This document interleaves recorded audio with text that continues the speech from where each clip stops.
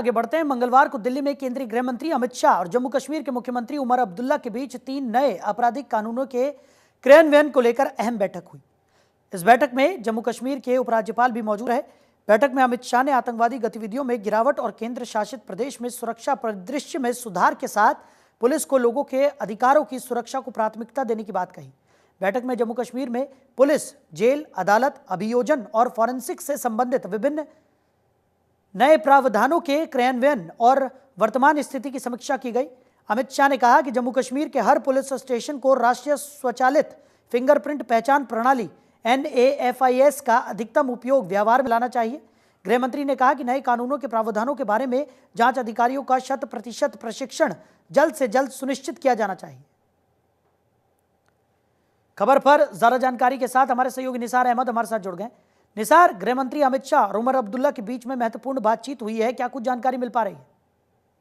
जी देखिए साहिल, अगर कल की मीटिंग की बात की जाए तो जिस तरह से जो नई दिल्ली में वजीर दाखिला अमित शाह और जम्मू कश्मीर के वजीर आला और साथ ही साथ जो लेफ्टिनेंट गवर्नर मनोज सिन्हा के दरमियान एक आला सतह की मीटिंग मुनक्कद हुई है, जिसमें जम्मू कश्मीर में जो नए 3 जो यहाँ पे क्रिमिनल लहाज लागू किए जाएंगे उनके लिए यहाँ पे डेडलाइन भी मुकर्रर कर दी गई है। और जिस तरह से यहाँ पे पुलिस और पब्लिक के दरमियान जो है उसको उस्तवार बनाने के लिए, बेहतर बनाने के लिए भी हिदायत दी गई है। अमित शाह ने जम्मू कश्मीर इंतजामिया, क्योंकि यहाँ पे इस वक्त डबल इंजन जो हुकूमत चल रही है जिसमें लेफ्टिनेंट गवर्नर का भी एक अहम किरदार रहता है और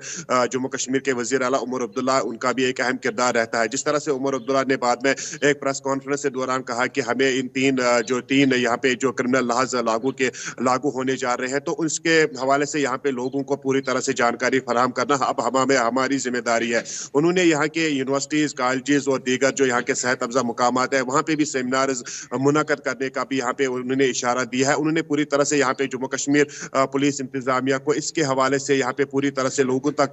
एक मैसेज पहुंचाने की, पॉजिटिव मैसेज पहुंचाने के लिए भी उनसे अपील की है। क्योंकि यहाँ पे जिस तरह से जो अमित शाह ने यहाँ पे जोर देकर कहा है कि इन 3 कवानीन के नाफिज होने से अगरचे उनका ये भी कहना है कि अप्रैल के महीने तक इन 3 कानून को यहाँ पे नाफिज अमल किया जाएगा और उसके बाद इसकी अहमियत और अफादियत को भी लोगों तक पहुंचाने की जो अपील की है और हिदायत दी है। क्योंकि जिस तरह से यहाँ पे अगर देखा जाए तो इस वक्त यहाँ पे जो पूरी तरह से जो इंतजाम है इसमें अहम किरदार रहता है पुलिस महकमे का। पुलिस महकमे में जिस तरह से जो यहाँ पे कोई जब यहाँ पे क्रिमिनल रिगार्डिंग यहाँ पे कोई केस फाइल करता है तो उसको वहाँ पे काफी टाइम लगता है, लेकिन जिस तरह से अब उसको वो दूरी अब खत्म हो जाएगी पूरी तरह से। अब यहाँ पे जब जिस तरह से पुलिस इंतजामिया को भी ये हिदायत दी गई है कि अब बिल्कुल लोगों के साथ लोगों की जो मुश्किलात होती है उनका इजाला करने के लिए नई टेक्नोलॉजी का भी सहारा लिया जाए और मजीद उसको वसअत देने के लिए यहाँ पे इन 3 कवानीन का यहाँ पे जो लागू करना एक वक्त की अहम जरूरत है। उसके बाद उमर अब्दुल्ला ने अगरचे यहाँ पे